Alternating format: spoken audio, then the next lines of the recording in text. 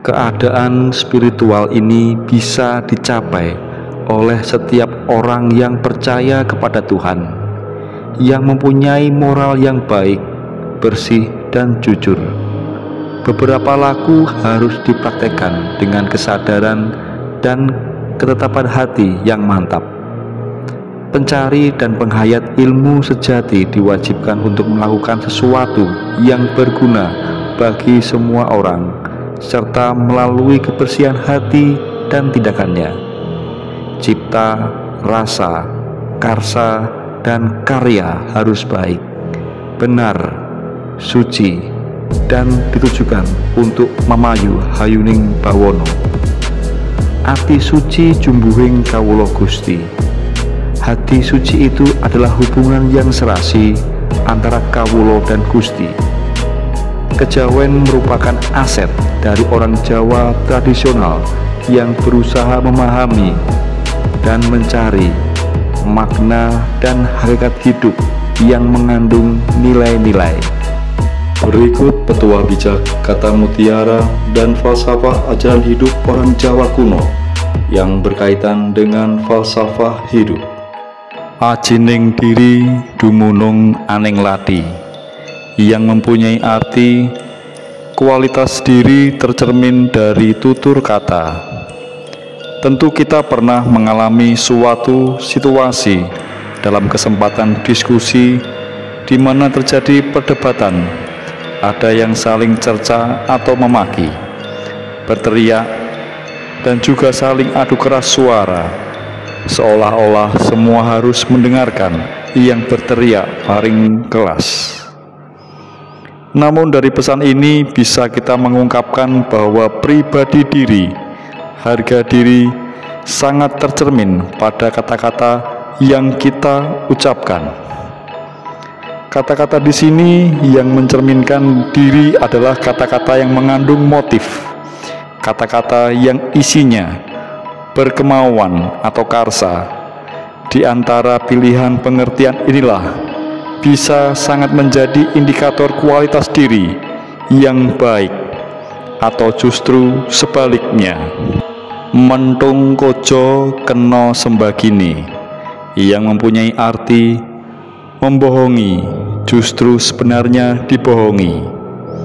Saat kehidupan ini, di mana ketika kita berinteraksi dengan orang-orang di sekitar kita dengan ego yang begitu kuat dalam mempertahankan diri, maka jurus ampuh yang sering dipakai adalah dengan membohongi agar selamat dari resiko maupun tanggung jawab. Pemangku jabatan pada negara sering sekali dianggap membohongi rakyatnya jika dianggap suatu janji tidak terrealisasi.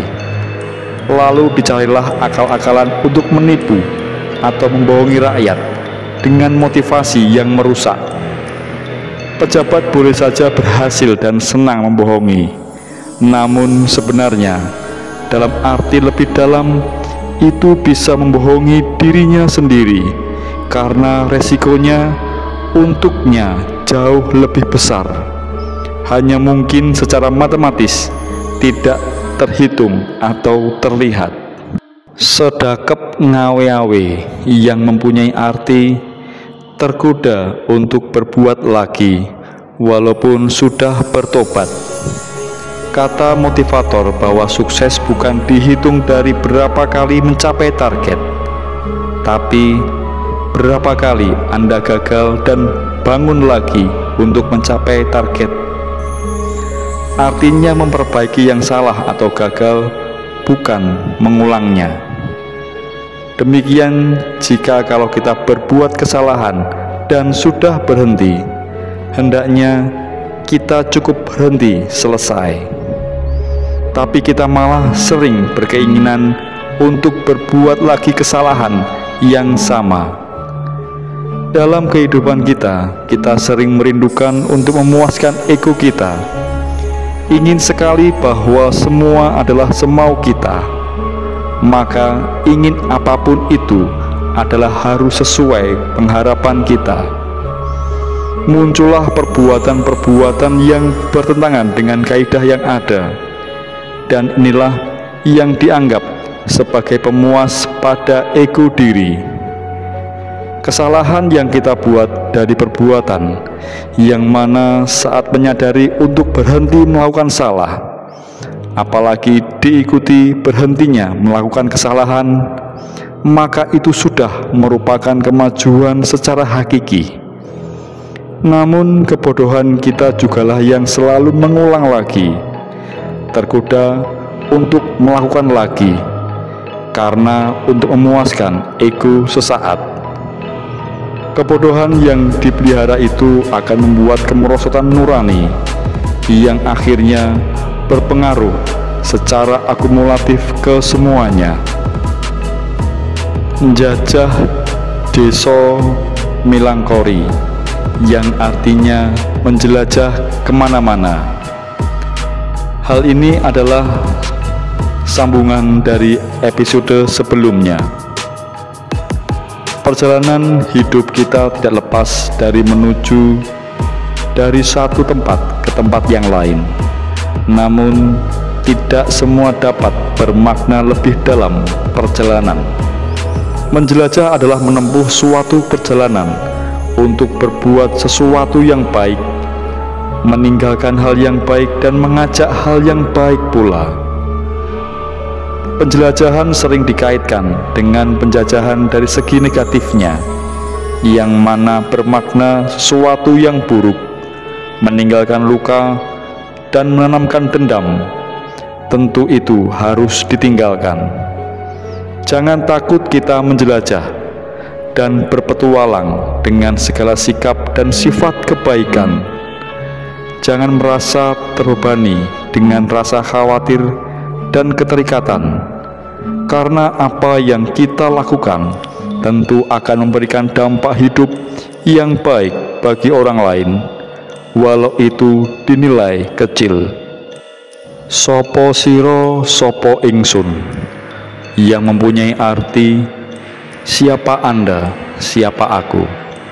Secara harfiah ini adalah pemisahan kehidupan bermasyarakat maupun individu, dan hal ini terlihat sekali saat ini di lingkungan kita ada pengkotak-kotakan.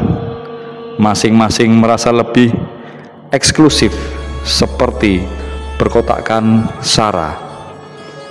Itulah gambaran kehidupan kita yang menjadi mendarah daging, yang mana hal ini disebabkan bahwa sudah tidak adanya rasa rendah hati, tidak berwelas asih, tidak berbudi pekerti, tidak berpengertian yang benar. Maka mari kita sama-sama kembali untuk meresapi makna-makna luhur dalam kehidupan sebagai saudara, sebagai kemanusiaan. Makna yang lebih dalam adalah bila ini akan lebih baik dipakai untuk ke dalam diri, untuk mengoreksi diri sendiri, sehingga bisa menyadari siro sebagai pekerjaan produk pikiran atau identifikasi diri, dan ingsun sebagai atma kita yang sejati. Maka itu butuh penyadaran dan pengamatan yang seksama. Buang tilas yang mempunyai arti pura-pura tidak bersalah atau mengabaikan perbuatan salahnya. Kita sering melihat atau mengalami sendiri kalau ada seseorang yang sebenarnya tahu dia telah berbuat salah, tapi dia mengabaikan atau berpura-pura itu bukan suatu kesalahan. Mungkin dianggap bahwa mayoritas demikian, maka salah pun tidak masalah.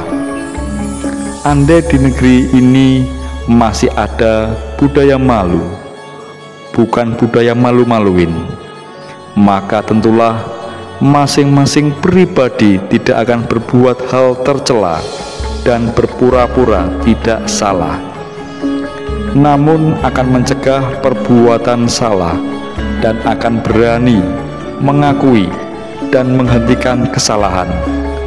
Maka negeri kita akan cepat bangkit.